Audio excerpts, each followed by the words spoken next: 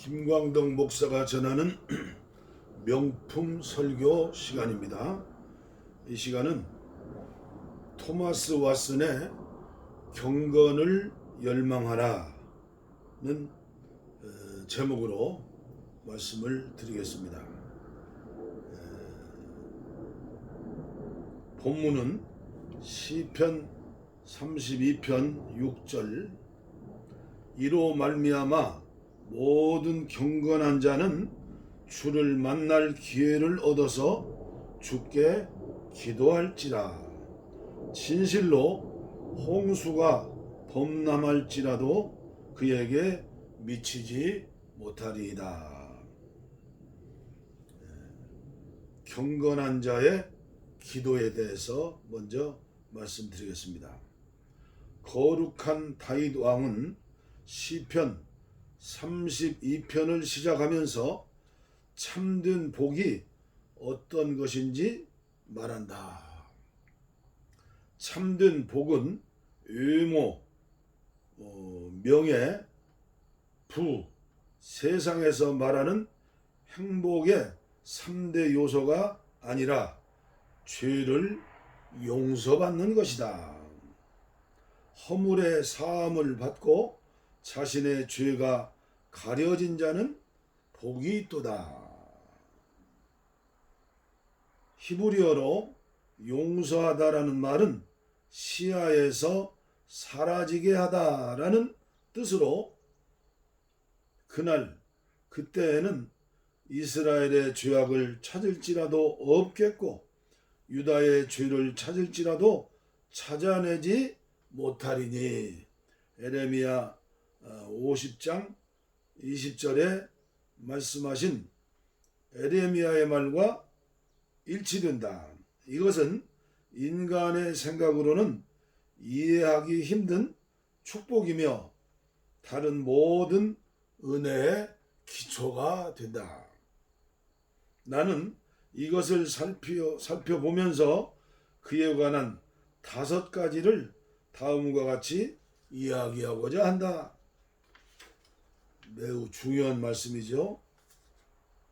첫째는 값없이 주시는 은혜, 둘째는 죄책과 처벌이 면제된다, 셋째는 그리스도의 보혈을 통한 죄 용서, 넷째는 반드시 회개가 있어야 한다, 다섯 번째는 다시는 죄를 기억하지 않으신다. 첫째, 값없이 주시는 은혜, 용서하다라는 뜻의 헬라어 카리조마이, 용서의 근원을 확실히 보여준다. 용서는 우리 안에 있는 그 어떤 것으로부터 나오는 것이 아니다. 그렇죠?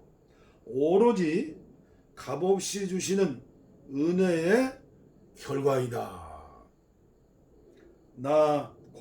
나는 나를 위하여 내 허물을 도말하는 자니. 이사야 43장 25절 말씀. 채권자가 채무자의 빚을 탕감해 주는 것은 채권자의 자유다. 즉 죄 용서는 조건 없이 주시는 은혜의 마음에서 흘러나오는 순수한 한 올의 실과 같다. 바울은 나는 긍휼을 입었다라고 말했다. 나는 은혜를 입은 몸이다. 디모데전서 1장 13절. 용서받은 자는 은혜를 덧입는 것이다. 주님은 죄인을 용서하실 때 빚을 갚아주시는 것이 아니라 기업을 얻게 하신다. 할렐루야. 두 번째, 죄책과 처벌이 면제된다. 죄책에는 공의로운 심판이 따른다. 아담은 선악과를 먹고 얼마 되지 않아 화염검을 보고 저주의 말을 듣게 된다. 그러나 하나님은 죄를 용서하시고 죄인을 받아주신다. 마치 너는 내 공의의 심판을 받고 죽어야 마땅하지만 나는 너를 용서하겠다. 내게 어떤 벌이 부과되든 나는 그 형벌을 면제해 주겠다고 말씀하시는 것 같다. 세 번째, 그리스도의 보혈을 통한 죄 용서. 값없는 은혜는 죄사함의 강력한 원인이며 그리스도의 보혈이 바로 그 공로이다. 아멘. 피 흘림이 없은즉 사함이 없느니라. 히브리서 9장 22절 말씀이죠. 공의의 심판은 죄인에게 혹은 보증인에게 이루어져야 한다. 모든 용서는 보혈의 대가이다. 할렐루야. 네 번째, 그러나 반드시 회개가 있어야 한다. 그러므로 죄사함과 회개는 연결되어 있다. 또 그의 이름으로 죄사함을 받게 하는 회개가 전파될 것이 기록되었으니 누가복음 24장 47절이죠. 로마 가톨릭의 회개는 용서를 가져다 주지 못한다. 그리스도의 피가 우리의 눈물을 씻어 주어야 한다. 회개는 죄사함의 이유가 되지 않지만 조건이기는 하다. 죄로 인해 마음이 겸허해진 사람이 죄 용서를 더 귀하게 여긴다. 영혼이 온통 슬픔의 구름에 가렸을 때 하나님은 분노의 홍수가 죄인에게 범람하지 않을 거라고 말씀하시기 위해 구름 사이에 걸쳐주신 무지개와 같은 용서를 주신다. 그 무지개를 발견했을 때의 기쁨은 감히 형언할 수 없을 것이다. 눈물 속에 잠겨있던 영혼이 이제는 하나님의 사랑 안에서 녹는다. 누가복음 7장 38절. 이런 은혜를 체험한 사람은 첫사랑의 놀라운 감격과 그리고 기쁨이 있죠. 다섯 번째, 다시는 죄를 기억하지 않으신다. 에레미야 31장 34절. 하나님은 죄를 완전히 면제해 주신다. 이전에 지은 죄에 대하여 우리를 나무라지 않으시며 파기된 채무에 대하여 우리를 고소하지도 않으신다. 우리의 모든 죄를 깊은 바다에 던지시리라. 미가서 7장 19절 말씀이죠. 우리의 죄는 바다에 던져졌고 코르크 나무처럼 다시 떠오르는 것이 아니라 납처럼 바닥에 깊이 가라앉는다. 우리가 어떻게 이러한 언약의 축복을 다 헤아릴 수 있겠는가? 여섯 번째네요. 죄를 용서받지 못하는 슬픔이 있다. 하나님께 용서받지 못한 죄인은 분명히 좋지 않게 된다. 용서받지 못한 죄인에게는 하나님의 모든 저주가 남김없이 쏟아진다. 그의 복은 저주를 받는다. 말라기 2장 2절이죠. 줄리어스 시저는 그의 병사 중 한 명이 빚을 지고도 너무나 기뻐하는 것을 보고 놀랐다. 하나님의 저주를 받은 죄인이 과연 즐거울 수 있는가? 그는 자신이 얼마나 빨리 저주받은 자들 속에 있게 될지 알지 못하는 것인가? 일곱 번째, 마지막, 죄를 용서받은 즐거움. 용서받은 영혼은 지옥의 사정권 밖에 있다. 로마서 8장 33절. 사탄은 우리를 끊임없이 고소하지만 그리스도께서 그 고소로부터 벗어나게 해주실 것이다. 또한 용서받은 영혼은 하나님께 기도로 담대하게 나아갈 수 있다. 죄는 기도의 날개를 꺾어 은혜의 보좌로 날아갈 수 없게 하지만 용서는 담대하게 해준다. 하나님께 용서받은 자는 평안한 마음으로 자신의 왕을 보게 될 것이다. 주께서 내 죄악을 사하셨나이다. 시편 32편 5절 말씀에 나타나듯 다윗은 이 위대한 용서의 자비를 받았다. 또한 그는 하나님이 사유하시는 하나님, 느헤미야 9장 17절라는 것을 알았기 때문에 이로 말미암아 모든 경건한 자는 주를 만날 기회를 얻어서 주께 기도할지라. 시편 32편 6절 말씀이죠. 라는 말씀으로 다른 사람들이 하나님께 나아가도록 격려했다. 결국은 다윗은 10가지 십계명을 다 범한 엄청난 죄인이었지만 그는 거룩한 성자의 칭호를 받는 왕이 되었죠. 이어서 경건의 본질에 대해서 말씀을 드리겠습니다. 시편 32편 6절에 나오는 말씀이죠. 모든 경건한 자는 이런 사람이라는 말이죠. 이제 당신은 경건이란 무엇인가라는 질문을 생각해 보게 될 것이다. 나는 보통 경건이란 하나님께서 인간 안에 새기고 만들어 놓으신 것으로 인간이 육적인 존재에서 영적인 존재가 되게 하는 것이라고 답한다. 경건과 거룩은 쌍둥이 같은 것이죠. 한 사람 안에 경건이 만들어질 때 그 사람이 새 영혼을 받는 것은 아니지만 이전과는 다른 마음을 갖게 된다. 민수기 14장 24절. 즉 능력은 새롭지 않지만 속성은 새로워진다. 같은 현인데 조율 상태가 달라지는 것과 같다. 경건에 대하여 나는 다음과 같은 7가지 명제를 제시하고자 한다.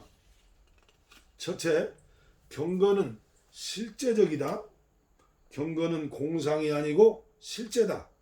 경건은 비정상적인 두뇌에서 나온 흥분된 생각이 결코 아니다.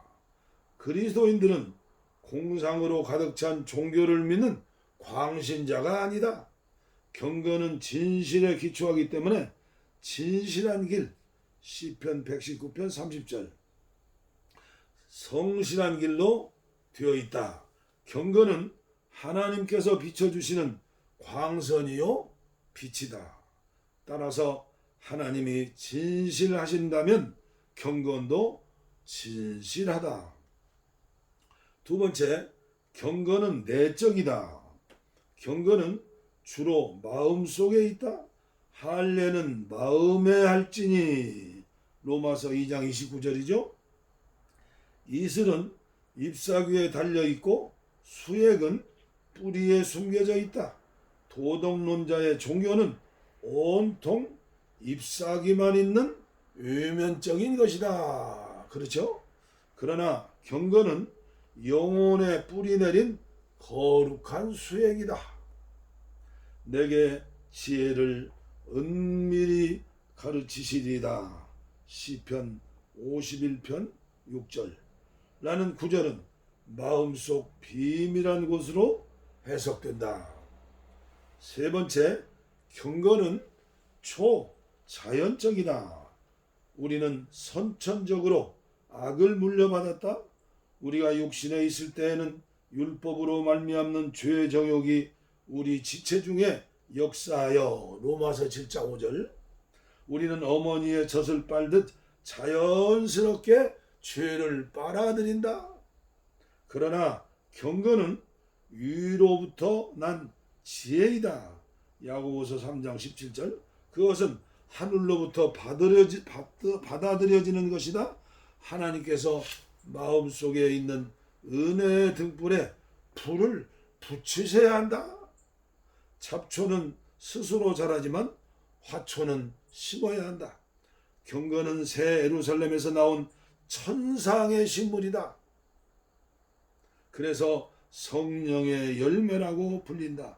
갈라디아 5장 22절. 인간에게는 자신을 창조할 능력이 전혀 없고 스스로 바꿀 능력도 전혀 없다.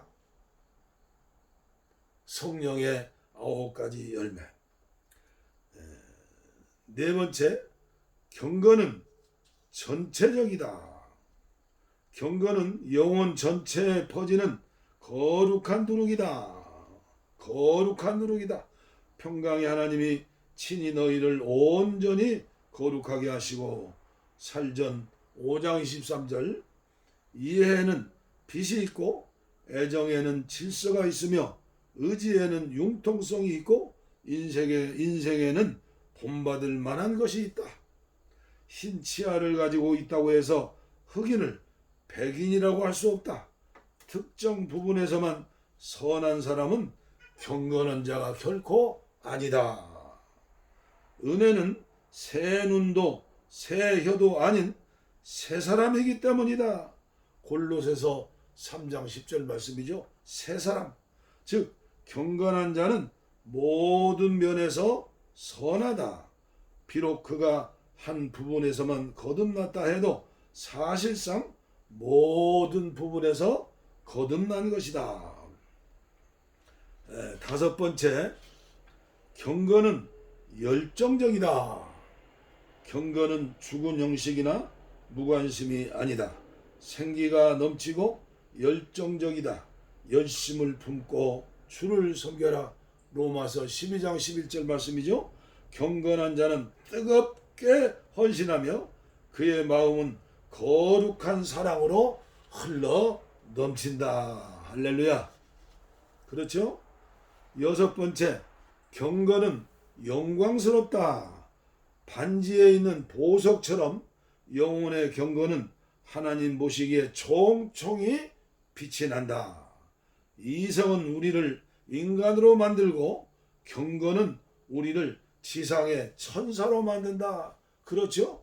인간의 노력과 도덕으로 하는 것은 그냥 평범한 인간을 만들지만 하나님께서 주시는 하늘의 은총, 성령의 기름 부음으로 주시는 그 경건은 우리를 지상의 천사로 만든다. 거룩한 하나님의 백성으로 만들죠.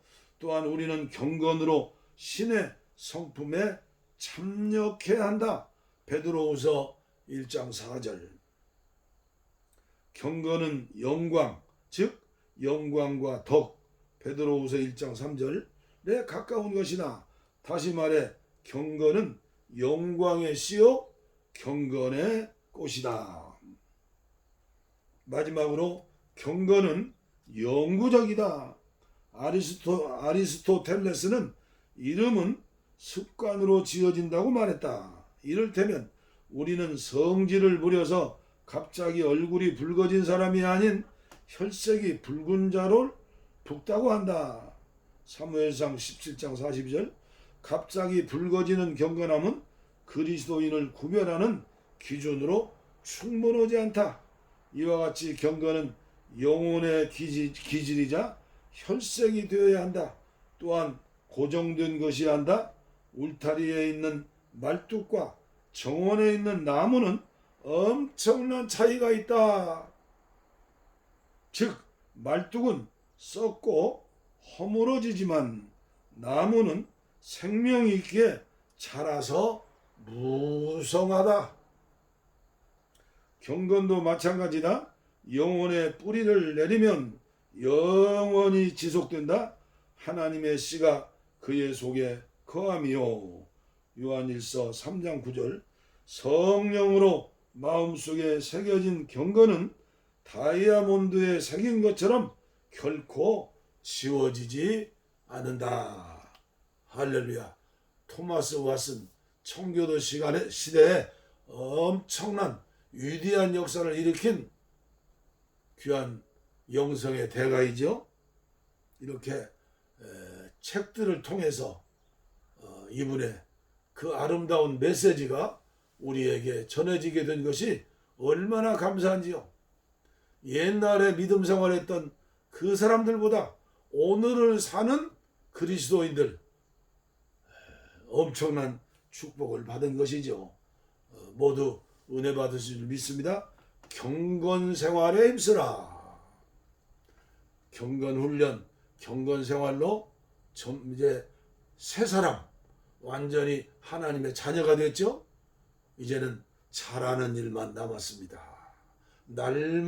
날마다 콩나물에 물 주듯이 계속해서 자라서 그리스도의 장성한 분량까지 자랄 때에 주님이 부르신다면 치매도 없이